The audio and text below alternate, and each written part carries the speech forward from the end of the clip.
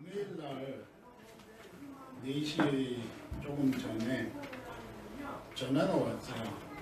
어머님이 이게 조금 의식이 혼란스럽다고 그래가지고 병원에 왔는데 병원에서 별 어떻게 할 조치가 없다고 그러면서 이렇게 문자를 보내왔어요. 원인 불명 뭐 그런 식으로 해가지고 7가지가 떴는데 그래서 이제 양로병원에 모신다고 그래서 이제 그러면 양로병원에 모셔놓고 나한테 전화해 그렇게 하고 나는 이제 우리 조카 모시하고 농구하러 나가서 농구를 그날에 농구가 되게 잘 됐어요. 첫 2골을 내가 넣고 마지막 게임에서 마지막 2골을 딱 넣었는데 그렇게 하고 이제 그날 내가 MVP가 됐거든요. 웃기죠 여러분, 내가 농구한다는 게. 아니 농구하고 축구하고 배구도 다 해요. 근데 전화기를 이렇게 보니까 버스를 타고 가는데 전화가 2번 왔었어요. 그래서 전화를 했어요. 그랬더니 어머님이 소통하셨더라고 빨리 오라고. 근데 금요일 저녁이잖아요. 비행기표를 알아보니까 2시 비행기, 토요일날 2시 비행기표가 있어서 예약해놓고 공항 가서 일찍 가서 스탠바이를 했어요. 우리가 이제 급이 높으니까 줄 알았는데 계속 비행기가 한 좌석밖에 안 나와요. 한 좌석밖에 안 나와가지고 먼저 이렇게 따로따로 가겠냐고. 근데 의미가 없잖아요, 따로따로 가는 게. 그래서 그냥 같이 2시 비행기 이렇게 예약했던 비행기를 타고 이제 갔어요. 그렇게 하고 왔는데 여러 목사님들하고 우리 안 목사님도 화환을 보내겠다고 근데 그거를 알려달라고 그래서 화환은 보내지 말라고 그랬는데 가보니까 벌써 화환이 19개가 쫙 써있어. 뭐 식구들이 많으니까 그랬는데 이제 장례를 잘 마치고 들어왔는데 전도사님들이 4명이서 모아가지고 조의금을 보냈어요. 그래서 내가 한 목사님한테 야 벼룩이 가는구나 그랬더니 한 목사님이 흐흐 하고 이렇게 답장이 맞더라고요. 근데 벼룩이 간을 빼먹으면서 이거는 아닌 것 같은데 교회에서 얼마 받는지 또 생활을 어떻게 하고 했는지 나도 전도사 생활 해봐서 알고 있는데 그리고 이것도 빚이잖아요. 사실은 조의금이라는 게 이게 한꺼번에 받아가지고 다 낱개로 주는 거잖아요. 그래서 그걸 생각하면서 한 목사님이 사무엘 19장이라고 해서 여러 가지를 쭉 읽었는데 읽어보니까 사무엘 19장의 구절을 좀 알아야 되겠더라고요. 첫 번째 여러분이 이제 지난주까지 다 들었을 때 제가 2주 빠졌잖아요. 1절에서 8절에 이제 요압이 항의합니다. 압살롬이 죽었다고 그렇게 울고불고 하니까 이게 우리가 이긴 것도 같지도 않고 아주 짜증난다고 그리고 백성들이 떠날 거라고 그랬더니 이제 눈물을 거뒀어요. 근데 이제 다윗 왕의 귀환 준비가 나오고 여기는 좀 살펴봐야 되는데 이스라엘 환영 준비가 9절부터 10절에 나오고 이스라엘 이제 위에 이제 그 10지파고요. 그 다음에 유다의 환영 준비와 그 다음에 이제 그것 때문에 2지파가 12지파가 다 같이 환영 준비하면서 이제 통일왕국이 되는 겁니다. 원래 이 이스라엘 쪽이 압살롬 쪽이 붙었던 쪽이잖아요. 그래가지고 이제 먼저 이스라엘이 선수 치려고 했는데 유다가 먼저 선수를 쳐버렸어요. 나중에 이제 끝에 부분에 보면 또 그 문제가 상당히 나오는데 그리고 16절부터 23절에 이제 세 사람의 3가지 태도가 나옵니다. 그거는 이제 조금 자세히 살펴봐야 되니까 좀 이따 넘어가고요.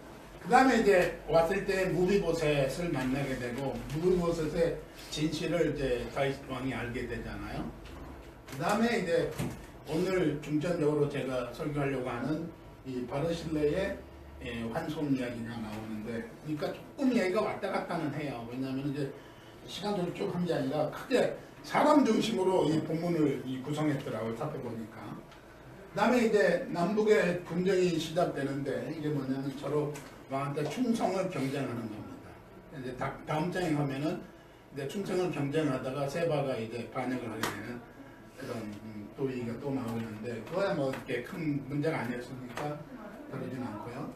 오늘 여기서 알아야 될 게 이제 세 사람의 3가지 태도인데 여기 이 세 사람의 세 가지 태도는 16장하고 이제 비교를 해봐야 됩니다. 비교하면서 서로 대조하면서 보면은 이제 이해가 쉽습니다.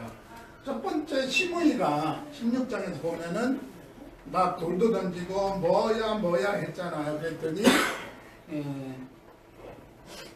그냥 왕이 놔뒀는데 왕이 딱 이제 그 반역이 정리가 되니까 이제 시므이가 이제 죽어나게 생겼잖아요. 그래서 아주 비굴하게 그때까지는 뭐 그랬던 돌까지 마지막까지 돌 던지던 시므이가 영접을 하는데 제일 먼저 쫓아와서 비굴하게 영접합니다.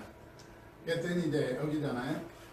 여기 보면은 대조가 보면 이제 여기에 본문에는 이상하게 시바 얘기는 빠져버리고 무비오셋 얘기가 나와요.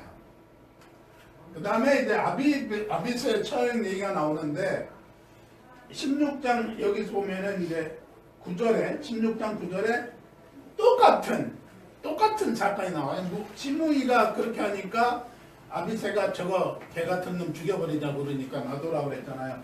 근데 시므이가 비굴하게 양접하니까 또 아비새가 또 저거 죽여버리자고 또 얘기합니다. 그래서 이게 그때 제가 세 번째 다윗의 용서가 나오는데 여기 16장 10절에 12절에 이제 다윗이 무시했죠. 하나님께서 저렇게 시키니까 놔둬라. 하나님의 섭리로 해석했다. 그 지난번 제가 얘기한 것 같고요. 제가 16장을 설교했던 것 같아요. 그 다음에 이제 우리 마지막으로 이제 바르실레의 인격에 대한 얘기가 나오는데 여기에 바르실레의 공개가 나옵니다. 공개가 뭔지 아세요? 요새 저기 인터넷 두드리거나 이렇게 한글 컴퓨터에서 치면요 공개는 잘못 쳤다고 빨간 줄이 자꾸 떠요. 그래서 무식해가지고 제가 사전에 추가했습니다. 공개가 성경에도 있고 많이 쓰는 용어인데 아주 이게 불량한 용어처럼 이상한처럼 사전에 빨갛게 떠가지고 사전에 추가했습니다. 공개가 뭐냐? 이게 어디에 나오냐면은 이거를 여러분 보시려면은 17장 봐야 돼요. 17장 27절부터 27절 29절까지 나오는데 여기는 20절 같이 읽으시죠. 시작.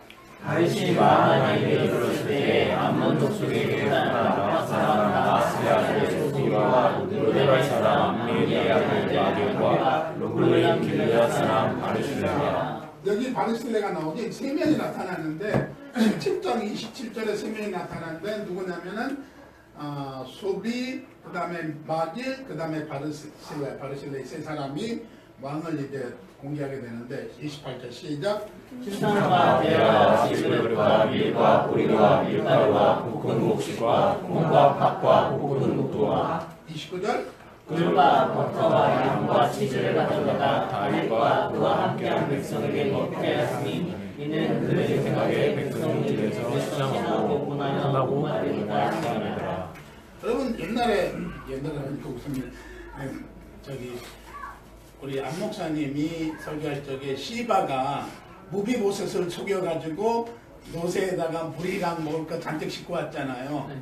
근데 시바는 무비보셋 거 자기 주인 거 갖고 왔잖아요. 그리고 낙이 한 마리밖에 분량이 안 되잖아요. 그것도 이제 굉장히 귀한 거였잖아요. 도망가는 입장에서. 근데 이 사람들을 보세요. 침상 이거 완전히 왕이 끝내주는 거죠. 침대 하나 갖고 오고요. 대야, 질그릇, 밀, 보리, 밀가루, 볶은 것이 콩, 파, 볶은 녹두, 꿀, 버터, 양, 치즈 다 가져왔어요. 이게 이제 부자들이란 뜻이잖아요. 세 명의 부자가 그렇게 공개를 그런 말로 모르는 말로 무슨 말로 표현해야 되냐? 베품이라고 생각해야 돼. 배려, 베풀었다는 거죠. 이렇게 왕한테 다 베풀어가지고 숨겼다고 하는 얘기가 나옵니다. 근데 여기 이제 이걸 보면서 제가 뭘 생각했냐면은 참 부러운 성숙한 성도의 모습이다. 부러운 사람들이 저도 많이 있어요. 부러운 사람들이 있는데 그 사람이 누구냐면은 이렇게 나이가 들었으면 참 좋겠다.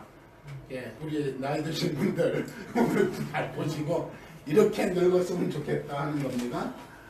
아름다운 삶의 마무리를 했으면 좋겠다. 왜? 이번에 장례식을 보면서요 참 많은 거 생각하게 됐어요. 근데 울 필요는 없어요. 많이 안 늘었어요. 근데 막내 동생이 제가 화장을 하게 되니까 제가 마지막 설교를 했거든요. 그때 이제 한번 울더라고요.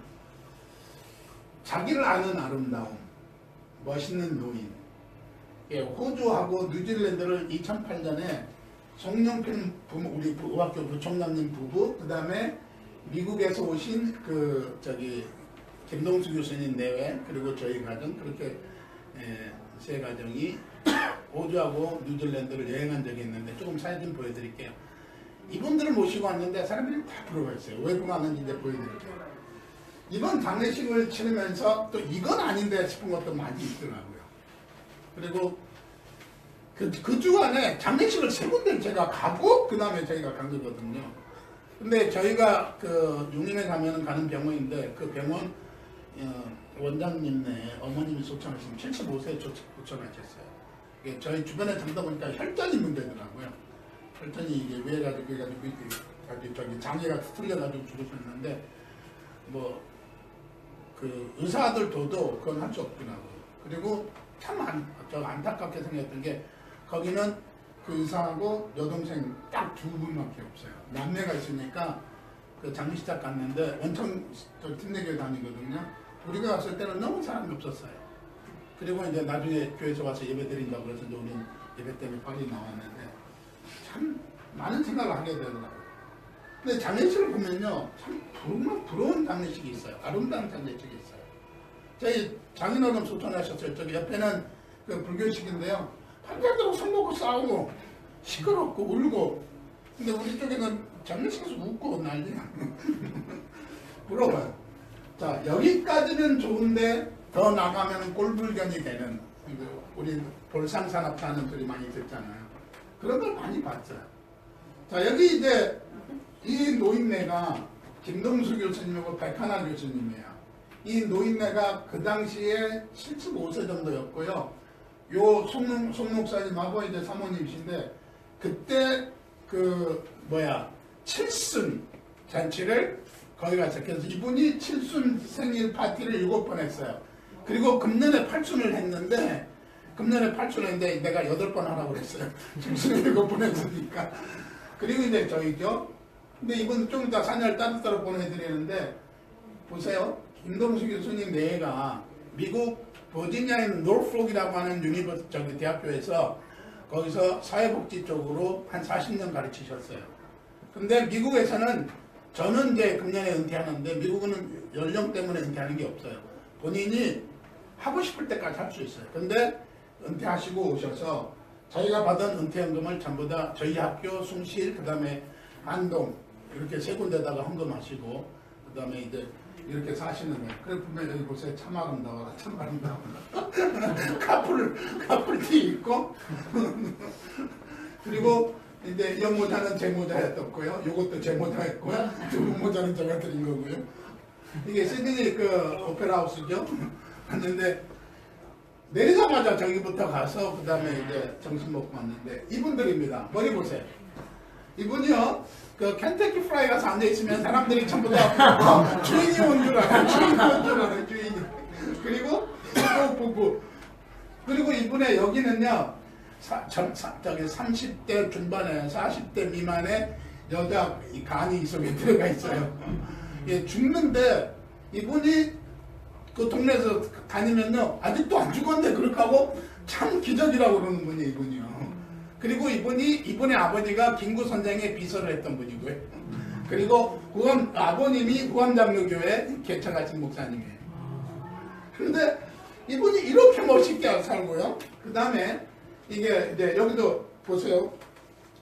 이분도 머리가 하얗죠? 이분도 머리가 하얗죠. 그리고 이제 이렇게 두 분을 이제 두 가정을 찍었는데 이분들하고 블루마운틴 갔는데 또 호주에 무슨 호수 같은 데가 있는데 거기 갔는데 한국 사람들이 전부 다 젊은 사람들이 우리를 따라오면서 이분들을 굉장히 부러워요. 어떻게 이렇게 연로하셨는데 나이 드셔서 이렇게 아름답게 사셨냐고 그걸 얘기를 하더라고요.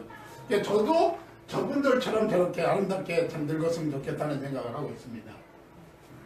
그런데 그 모습이 오늘 본문에 바르실레의 모습이 나오는데 성숙한 성도의 모습이 나오고 보이는 거죠.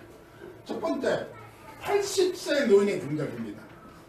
32절 북게이트가 뭐라고 써있냐면 바르실레는 매우 늙어, 성경에 매우 늙었는데 몇 살이야? 네, 우리 어머니는 92세에 돌아가셨어요.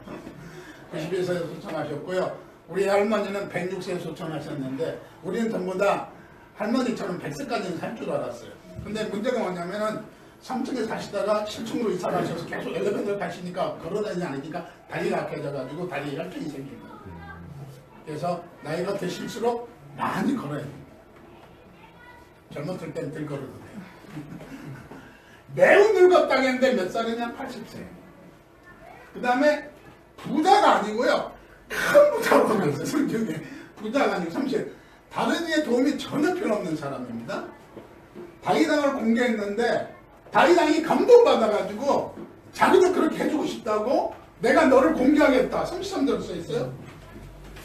왕이 바르실레에게 이르되 너는 나와 함께 건너가자. 예루살렘에서 내가 너를 공개하니라 그렇게 돼 있어요. 그러니까 그런 사람이에요. 자기 자신을 알고 있는 누리입니다. 뭐라고 하냐면 33절에 보니까 내 나이가 이제 80세라 어떻게 좋고 흉한 것을 분별할 수 있으며 음식의 맛을 알 수 있고 종이 어떻게 남녀들의 노래를 듣고 그것을 구분할 수 있겠느냐. 분별력과 즐거움이 쇠퇴했다고 하는 것 자신을 알고 있습니다. 그거를 고백하고 아름답게 사용합니다. 노인의 현실과 삶을 파악하고 있다는 얘기죠. 그 다음에 절제는 환송을 합니다. 내가 여기 내려온 거는 왕을 요단강 건너다 모셔다 드리고 나는 돌아가려고 왔습니다. 따라가려고 온 거 아닙니다. 나는 즉 여기까지만 갑니다. 라고 분명히 선언합니다. 그 다음에 이제 왕이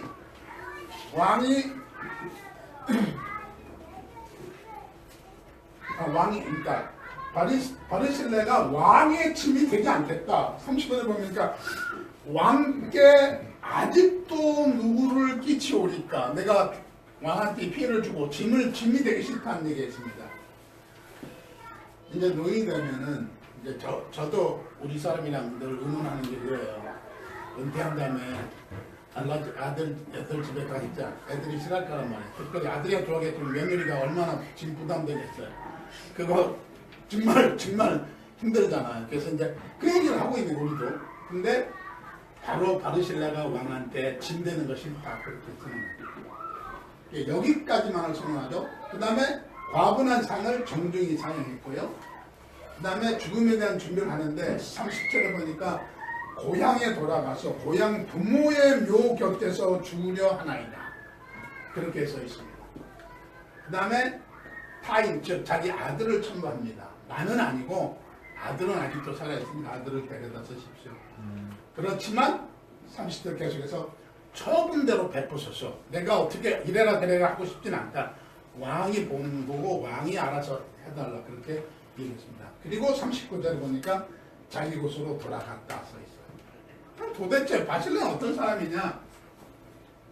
아까 우리가 읽었던 부분입니다. 17장 27절에 29절 아까 우리가 같이 읽은 데인데 다윗이 어려웠을 때에 진측으로 돕고 섬겼던 사람입니다. 그 다음에 이때에 이 세 사람들이 섬길 때에 굉장히 위험한 거였어요. 사실은. 왜? 지금 반응이 일어나서 반란이 일어났습니다. 10개 지파가 밀고 들어와서 왕이 도망가고 있습니다. 당장이 예루살렘 성을 함락당했습니다. 그런데 그때 도망가는 왕을 공개했다. 만약에 다윗왕이 패한다.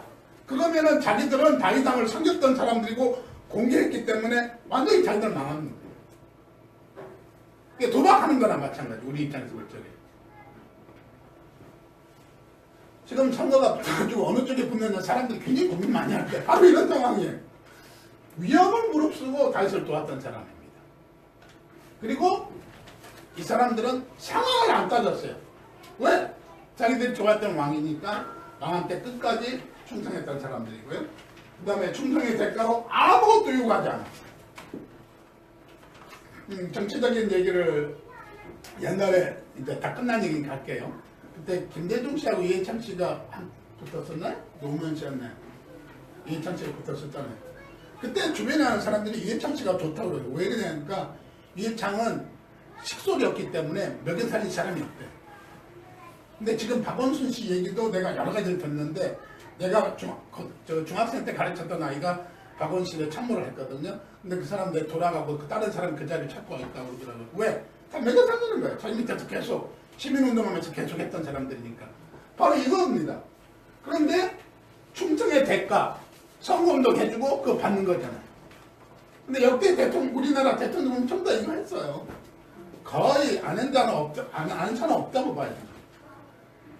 그 다음에 자기 신은 물론이고 자신의 아들들까지도 충성하려고 했던 사람입니다.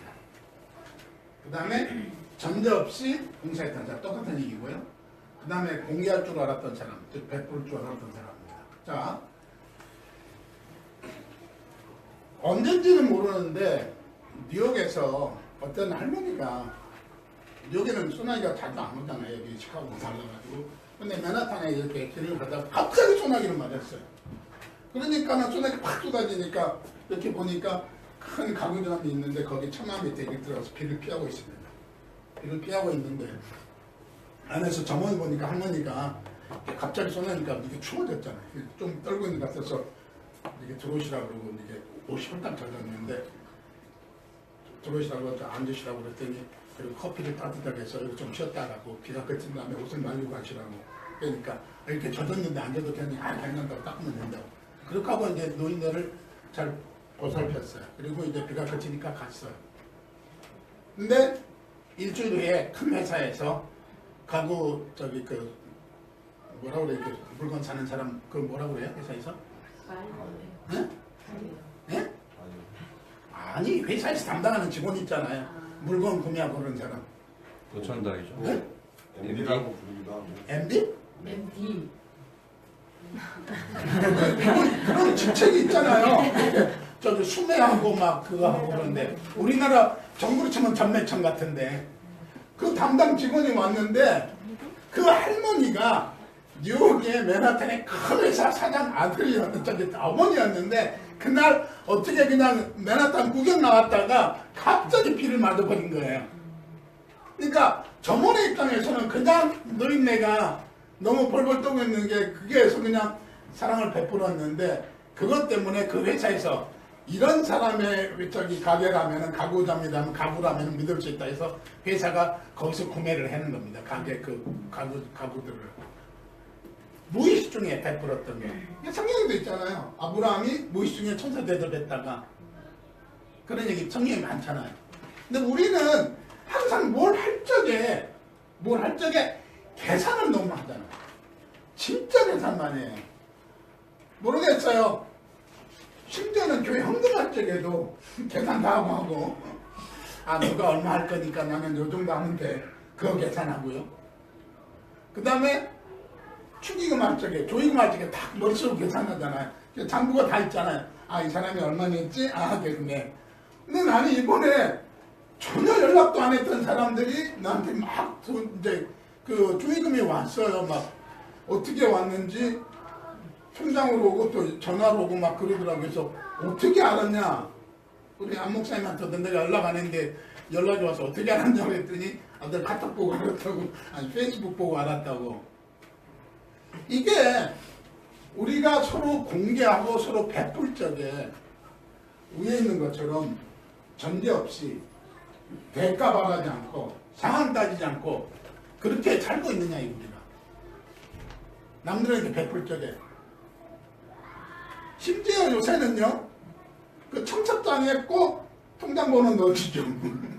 오지 말고 돈만 번다네. 그래요. 오면은 밥값 당하니까. 그래서 저는 가능하면 안 가고요. 돈만 보내요. 그럼 되게 좋아해요.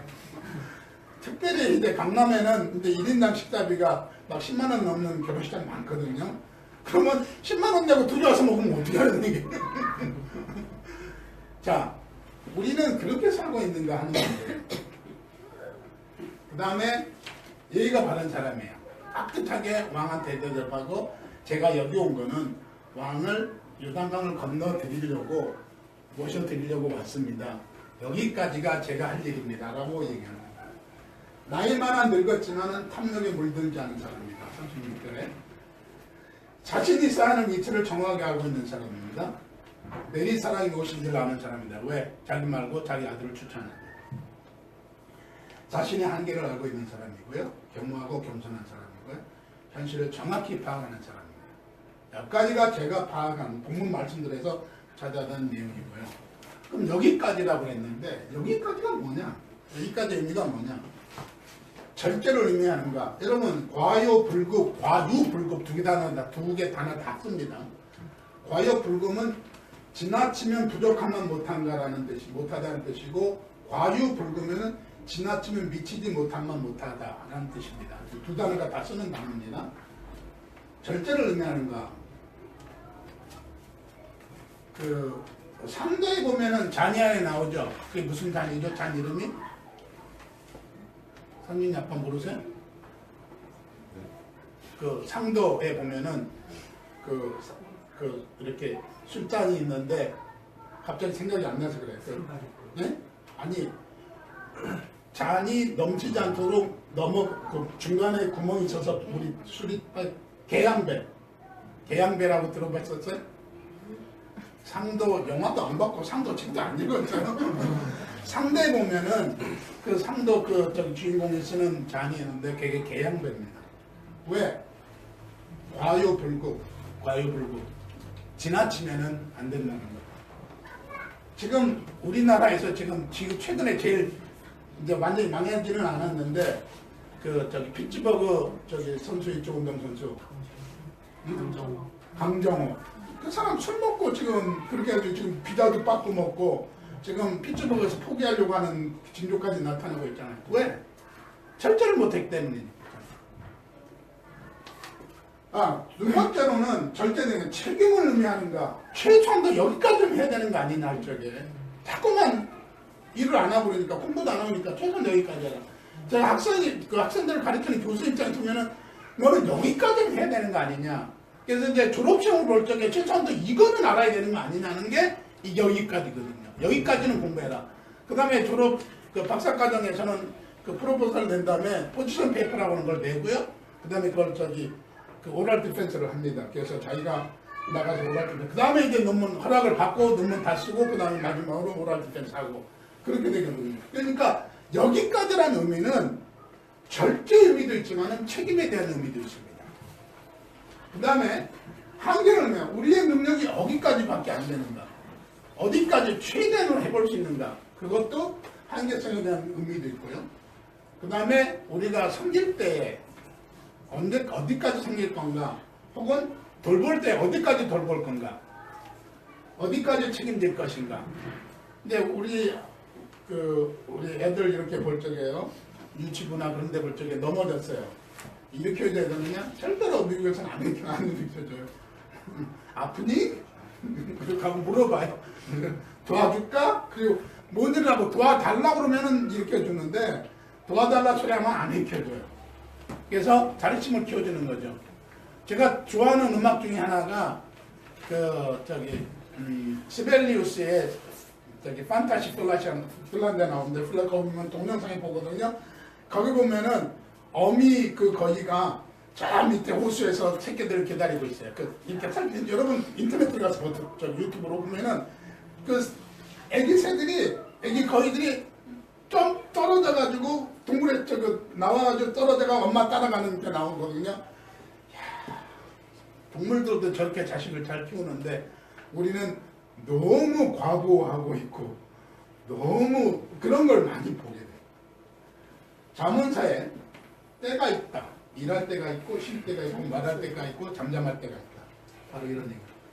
그럼 마실레가 정한 여기까지는 어디까지 제가 생각해봤어요? 어려움이 해결될 때까지 도왔고 더 이상은 간섭하지 않았어. 만약에 왕을 과거하면은 뭐가 돼? 최순실이 되는 거죠. 위험이 사라질 때까지 협력하고 더 이상 간섭하지 않았어. 상황이 종료될 때를 정확히 파고 배웅하기 위해서 물러섰습니다. 내가 여기까지 합니다. 배웅하는 걸로 끝납니다. 유단각에서 제가 왕을 보내드립니다. 그리고 저는 여기서 빠이빠이입니다. 충성을 언제까지 해야 될지 알고 간섭하지 않았고요. 공개와 봉사를 언제까지 하고 끝내야 하는지 알았고요. 그 다음에 왕과 백성의 관계가 어디까지인지 알고 예의를 지켰습니다. 왕이 어렵잖아요. 왕을 갖고 놀 수 있잖아요.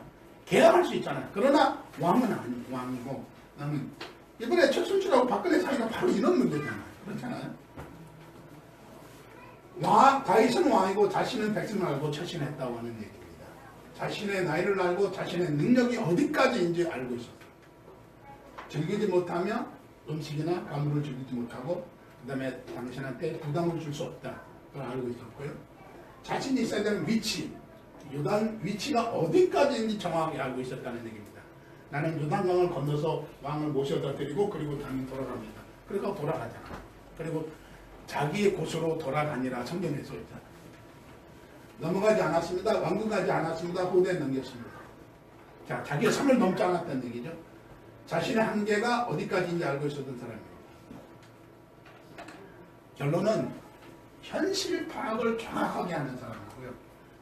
내가 가야 될 길, 나의 한계, 나의 책임, 나의 부담 이런 데 모든 것에 어디까지인지를 정확하게 정했어요. 자, 결론 우리는 그러면 어떤 사람이냐? 베푸는 은사를 갖고 있는가? 바셀레는 자신의 부를 가지고 베풀 줄 아는 은사를 가진 사람입니다. 조그만 거지만은 제가 늘 얘기했던 것 같은데 제가 그 중학교 의정부 고등국민학교 졸업할 적에 이석봉 의정부 시장이 우리한테 와서 축사를 하면서 한 얘기를 했습니다. 여러분은 온실에서 자란 화초가 아니고 야생초입니다. 왜? 여러분이 이 학교 졸업해봐야 중학교 학력 인정도 못 받고 검정고시를 봐서 통과해야지 학력 인정 받는 학교였거든요. 근데 그 의정부 시장이 왔다는 것도 굉장히 고마웠고 그 사람이 한 말이 내가 어리고 가난하고 힘들기 때문에 내가 커서 돈 벌고 힘이 세졌을 때 남을 돕는다고 생각하면 여러분 평생 남을 도울 수 없습니다. 지금 오늘 남을 도와야지 앞으로도 계속 남을 도울 수 있지 커서 돈 많이 벌고 힘이 세지면 하겠다고는 안 하겠다는 거예요. 그 얘기를 해줬는데 그게 내 귀에 팍 들어와. 내가 그 안에 있으면서 가진 게 아무것도 없잖아요. 도울 게 없잖아요. 그럼 내가 가진 게 뭐냐? 힘이잖아요. 지나가는 너희들 네 앞에 밀어줄 수 있잖아요. 넘어진 아이 이렇게 세워줄 수 있잖아요. 내가 남에게 베풀 수 있는 공개할 수 있는 능력이 어딘가에 있다고 하는 겁니다. 그것을 찾아서 내가 할 수 있는 걸 찾아서 베푸는 은사를 활용하라는 것입니다. 그 다음에 자족하는 삶을 살고 있는가. 제가 늘 궁금한 게 있어요. 이번 사건들을 보면서 삼선 뭐죠 이름이? 이재용 이대용 씨가 정말 짜증나겠다. 그 사람이 1년에 46억인가 받는다고 그러고 지금 현대 그 사람이 뭐 70억 얼마 어떻게 봉급이 다 공개됐죠? 많이 받아요? 그러면 그렇게 돈 많이 받는 사람이 나는 왜 큰 회사 그 사장들이 그렇게 계속 회사를 늘리고 그렇게 고민하고 있는가? 자기가 벌어놓은 거 자기가 쓰지 못하고 죽을 건데 자기가 1년 동안 벌은 돈 64억 얼마나 먹으면 얼마나 먹고 옷을 사면 얼마나 입고 자동차 사면 얼마나 살 거예요. 1년만 벌어도 평생 우리 먹고 살아요. 제가 은퇴하는데 은퇴하면 지금 돈 별로 없어요. 지금 하우스포예요. 저는 이제 9년에 은퇴해도. 그래서 결론은 우리 집 팔아야 돼요. 먹고 살려면은. 그런데도 별로 걱정 안 하는데 저렇게 저기는 이제 그 서울 구치소죠. 구치소는 교도소는 아니죠. 구치소에 갇힐 정도로 하면서 정말로 특검이든 무슨 검찰이든 짜증 나겠다. 그냥 내가 그냥 상상 해쳐버리고 말겠다. 그러면은 겁먹어가지고 그냥 풀어줄 것 같아요. 나 같으면 그렇게 말할 것 같아요. 욕망으로부터 자유를 누리고 삶의 균형 잡힌 성숙함을 지닐 수 있는 이게 성경의 부자는 아니고 큰 부자거든요. 근데 부자들은요 욕심이 더 있어요 사실. 왜? 1000만 원 있는 사람은요 남이 가진 1000만 원, 2000만 원 가진 사람이 부러운 거예요. 우리는 1000만 원이 없으니까 100만 원 가진 사람이 부럽잖아요. 우리는 100 단위로 얘기하는데 저 사람들은 억 단위로 얘기하거든요. 우리 합니다. 근데 액수가 내 봉급하고는 게임이 안 되는 얘기들을 하죠. 아, 욕망에서 자유함을 얻을 수 있을까? 근데 이건 이제 돈만 얘기했는데 이제 이성 문제에서 가늠하는 사람들, 또 직장에서 보직 올라가는 거, 지금 정치하는 사람들, 그 누구죠? 이번에 저기 그 경남지사 했다가 지금 홍준표, 그러니까 모래시계 검사잖아요. 그다음 도지사까지 했잖아요. 굳이 대통령 안 해도 될 것 같은데 그거 하겠다고 욕 바가지 넘어가면서 나오고 안철수는 몇 번 떨어지 맨날 철수만 한다고 근데 이번에는 안철수를 강철수라고 표현하더라고요. 근데 그 사람들이 뭔가 욕망으로부터 자유함을 받지 못한 것 같다 하는 생각이 들어요. 욕먹으면까지 해주긴 해야 되겠는데 다 찍어줄 것 같아요. 자, 그럼 나는 은혜를 아는 자인가? 여기는 여러분 옛날이나 지금이나 경제인들은 정치인들한테 당할 수밖에 없어요. 큰 부자라도 왕이 와서 어떻게 하면은 꼼짝 못해. 왜냐면 파워가 있으니까, 권력이 있으니까.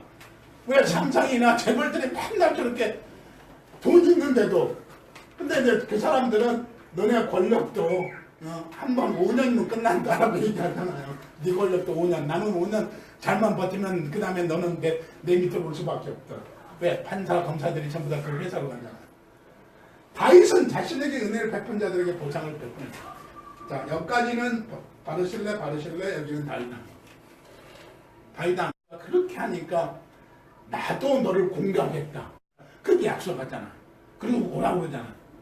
근데 자족하는 삶을 살고 있는 바르실레는 아니다라고 하는 거예요. 자, 그렇다면 나는 어디까지를 알고 있는가, 나는. 여러분, 집은 어떤 집에서 살고 싶으세요? 우리 후한교회 있을 적에 10평 줬어요. 이 미국에 있는 조카딸이 지금 변호사님 딸이 오더니 막 울라고 그러더라고요. 박사 받아가지고 한국 나가서 잘 사는 줄 알았는데, 재벌된 줄 알았는데 이게 뭐냐고 그러더니 비 오는 거 앞에 장사치러 왔는데 자기가 빨래를 다 갖고 밑에 내려가서 그 저기 라운드리 가서 다 말려가지고 갖다 개놨더라고요. 그래가지고 미국 가서 식구들한테 저기 고모네랑 고모부 괴롭히지 말라고 너무 어렵게 산다고 그러더라고요. 근데 우리가 글로 갔어요. 저기 용인으로 갔는데 처음 학교에서 그 세원 아파트 34평인가 35평인가 를 줬는데 너무 크더라고요. 여기서 다 어떻게 진짜로 사나. 그 다음에 60평으로 들어갔어요. 근데 이제 거기는 이제 운동장이죠. 리빙룸만 해도 탁구대 3대 넣을 수 있는 크기니까 그렇게 커요, 리빙룸이. 근데 거기 있다가 다른 일 때문에 다시 아파트로 나왔어요. 근데 그때 나올 적에요. 30몇 평인데 우리가 망한 것 같더라고요. 그래서 10평에 살았는데 10평에 살다 갈 적에 천국인 줄 알았는데 60평에 살다가 34평으로 나오니까 여기서 어떻게 살지? 지금 이제 60평 내놓고 우리 이제 부산으로 이사 갑니다. 20평 정도 집이 있다고 거기 와서 살라고 그러더라고요. 지금 없애는 게 지금 저 일이에요. 바로 어디까지가 내 선인가? 그 선을 나는 알고 있는가? 다섯째, 때를 아는가? 어느 때에 그만둬야 되고, 지금 이제 학교에서는 옛날에 다른 분들이 그러더라고요. 다른 교수님들 전부 다 되게 2년 정도는 이렇게 그걸 시켜줘요. 경민도 시켜주고 막 가르치라고 그래요. 그래서 우리 여러분들이 나한테 한 2년은 그냥 계속 나는 떠난다. 나는 인도네시아로 가든지 미국으로 가든지 떠난다. 왜? 있을 데가 없잖아요. 숙소가 없는데 내가 어디서 거기서 그러면 내가 부산에서 기차 타고 와서 가르치고 그 기차비가 더 들어요. 한 달 가는 강의료보다. 때를 알아야 돼요. 언제 그만둬야 돼요. 여러분 모든 게 그렇습니다. 자, 여기는 이제 1절, 2절 이렇게 8절까지 읽을 건데요. 남자분들이 1절, 여자분들이 2절 이렇게 홀수 짝수로 같이 읽습니다.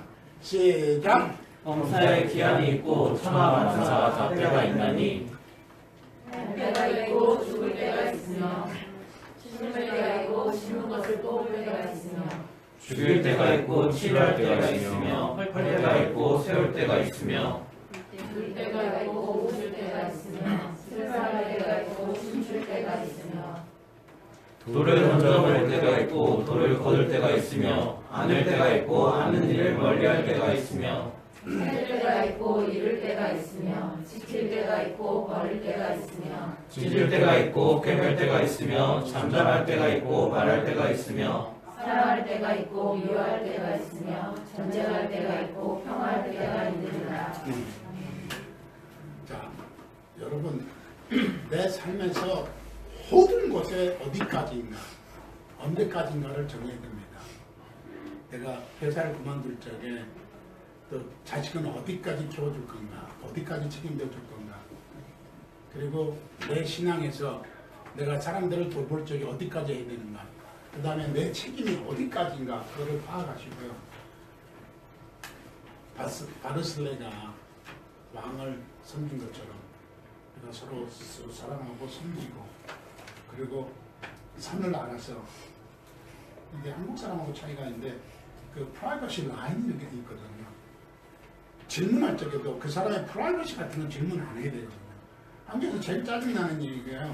어디 가세요? 그 왜 물어보는데? 물어봐도 의미도 없는 질문을 해요. 우리 인사할 적에도 상당히 좀 신경 써서 해줬으면 좋겠고, 질문할 때도 서로를 상처 주지 않고, 그 위로할 때도 상처 주지 않고, 칭찬한다고 하는 칭찬이 상처 줄 때도 있거든요. 어디까지, 언제까지, 여러분 지혜롭게 잘 아시고 판단하시면서 믿음으로 승리하시길 주의 축원합니다.